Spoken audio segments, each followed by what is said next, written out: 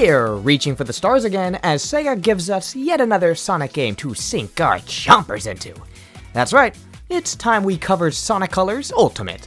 Made in celebration of Sonic's 30th anniversary, Colors Ultimate is a remaster of the 2010 Wii game Sonic Colors, a game credited to have saved Sonic's reputation after a slew of underperforming, critically panned games. And with the Sonic fanbase growing exponentially after the recent film, the simplicity, charm, and ease of the game encouraged Sega to bring this game to HD consoles so new fans can have an accessible jumping-on point to the rest of the franchise.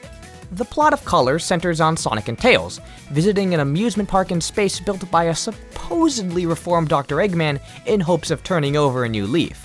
But as we discover, Eggman is up to no good as he is using this park as a trap to imprison and experiment on a race of aliens called Wisps, to nobody's surprise. So Sonic, Tails, and a Wisp named Yacker must team up to free the Wisps from Eggman's grasp and decommission his park for good. It's a decent, fun story that doesn't take itself seriously at all, and it does the job well.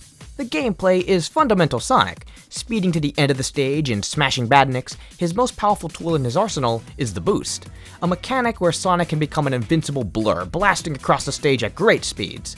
But it's a risk and reward system. Boosting can sometimes get you in trouble almost as much as it gets you out of it, so figure out when it's safe to speed up or slow down to ensure you don't fall. I always found the boost-based games fun, and this game is no exception. It really makes you feel like Sonic as you run like a rocket across these imaginative and vibrant worlds. This game has a fantastic sense of atmosphere amplified by a great soundtrack. And it's amplified even further now with the enhanced HD graphics in a smooth 60 frames per second. Colors also introduced the Wisps as an asset to give Sonic new powers, such as Drill! Laser! Cube! Hover! Spikes! Frenzy! Rocket! as well as the all-new Ghost! which is added in this new remaster. Each Wisp provides a unique ability such as blasting through the skies or changing the layout of the stage itself. They are completely optional, but if used correctly, can provide unique ways to beat stages, encouraging experimentation.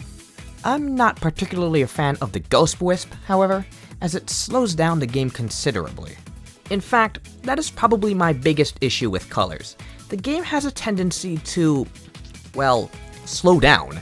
There are several areas in the game where the pacing slows to a halt, offsetting the frantic and fun boosting with very precise platforming. Of course, there's nothing wrong with injecting platforming in a, well, platformer game, but the level design here feels especially intrusive to the game's flow, especially when games like Generations and Unleashed found a better way to add more ways to spice up the levels without losing the momentum you had if you're skilled enough. But in Colors, you're forced to think in a stop-and-go mentality, which isn't always fun. It doesn't help here that there are several parts of the game where Sonic involuntarily decides he wants to wall jump, often leading me to my death as I descend to a bottomless pit. But luckily, Ultimate anticipates such a problem with the new Tails save feature. You can collect Tails tokens that are used when you fall down to your doom, but instead of taking you to a further away checkpoint, Tails will show up and send you to a closer area, giving you another chance to overcome an obstacle. Other notable additions added to the Ultimate Remaster are customizations and Metal Sonic. That's right, our old pal, Metal Sonic, is here, and he's challenging us to races that put your boosting to the test. These provide a nice bit of replay value, encouraging you to memorize stages to the core in order to prove who's the real Sonic in this park. The customization is also really cool, spending park tokens to change Sonic's gloves, shoes, boost, and more. There aren't many games that allow you to change Sonic's appearance, let alone to this extent, since Sega is so protective of retaining his iconic image. So seeing Sega give you a bit more freedom to play around with Sonic's look provides a potential insight to what could be his future. And hey, nothing says replayability like collecting all the items to deck Sonic out in your own way. It's a very welcome addition. What I am underwhelmed by though is that there could have been more content in this reissue of a 10-year-old game. Sonic Adventure DX and Sonic Adventure 2 Battle, for example, are re-releases with stuff like expansive new modes, new playable characters, completely overhauled graphics, and even extra games entirely. And while I'm not knocking the additions made to Colors Ultimate, I think there could have been more to make it on par with these games.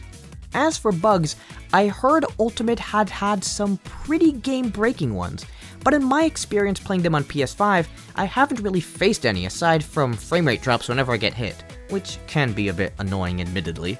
Despite my gripes, Sonic Colors Ultimate is still a good game, now made even better with more options and a slick new coat of paint. Whether you're a newcomer to the series or looking to revisit an old classic, you're going to have a fun time. As such, I'm giving it a... apocalyptic. I don't think it's among Sonic's greatest endeavors, but it certainly is a solid entry in the series.